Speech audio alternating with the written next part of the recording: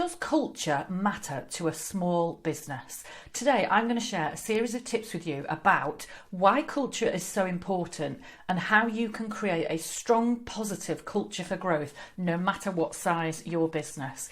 Because I know a lot of people think culture is very corporate, it's just for big businesses. They often think it's just all about lip service and bringing in a nice consultancy who's going to give you a framework and you're all going to say you're amazing.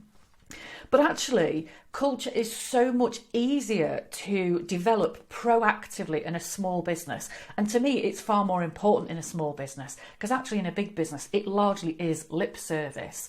But why does it matter? And especially if it's just you? Because the truth of it is your business will have a culture and you have two choices. You can either allow that culture to simply develop on its own based on what you do, what you say, whether you keep your promises and things like that.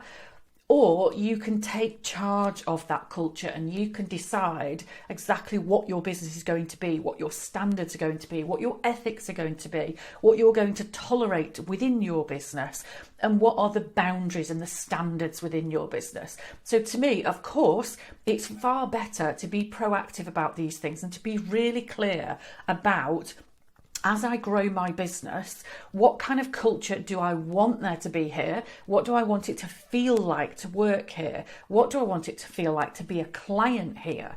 And you can really plan that from the very early stages in your business. And so you can make sure that what you develop is a business that you absolutely love, the personality, the ethics, the brand, the ethos, and the perception of that business as well. So here are some of the key things that go into affecting your culture and things that you can think about right now. Think about what you tolerate from your customers. Think about the kind of customers that you work with.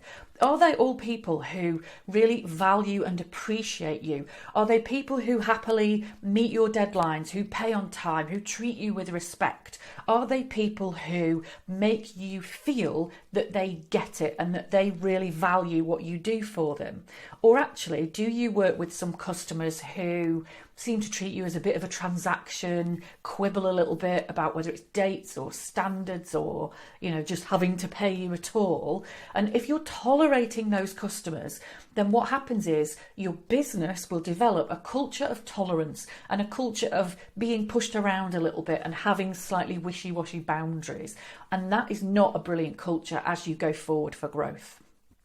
Think also about your approach to your finances in your business. Are you diligent, organised, consistent? Are you regularly on top of the finances of your business? Because if you are, then that says we have a culture here where we are professional, we are organised, we are consistent, we take control of things, we take our business seriously. Whereas if you have a slightly lackadaisical, slapdash, flexible approach to your finances, and if you're a little too flexible with when people pay you or even how much they pay you, I really hope not, then that will just eke out into the rest of your business, and that will start to create for you and your business a culture of being slightly wishy-washy, of being too tolerant, of not being professional and diligent and really consistent. So small things like how frequently you stay on top of your finances actually has an ongoing impact on the culture of your business. So what else can you think about, and how do you really think about creating that strong, positive growth culture? What you can do is really think about the personality of your business and what you see in terms of the regular habits and behaviours of your business.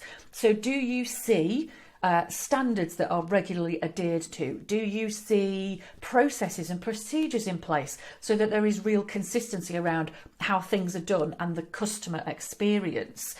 Or do you see things that are a little too flexible? Now, don't get me wrong, I'm not suggesting that everybody must have a business that's super diligent based around processes, because that may not be the culture that you want to create. So you have to be really clear about what the culture is that you want to create. But you do also then have to bear in mind that very often systems and organisation in your business are actually there to set you free and allow that creativity. So think about the regular behavioural patterns and the habits within your business. And you could even then think about, what are the behavioural standards for my business as we go forward? How do I want us to be perceived by prospects, by clients, by networking colleagues, by anybody else? And what are the regular, consistent habits that I would really love to see this business take forward as we grow? You could create a set of behavioural standards, your own kind of standards and ethics for the business. Of course, you should have your vision, your mission, your values, and all of that's a key part of your culture. But it's just as much about those daily behaviours, about whether you keep the promises that you make, and not just promises to customers, but also promises to you. If you say you're going to do something to develop your business, do you do that, or do you shove that to one side and let other people take priority? So there's loads of lovely stuff in there that you can think about to create a growth culture for your business. If you need help to do that in your own business, get in touch with me at taylorie.co.uk.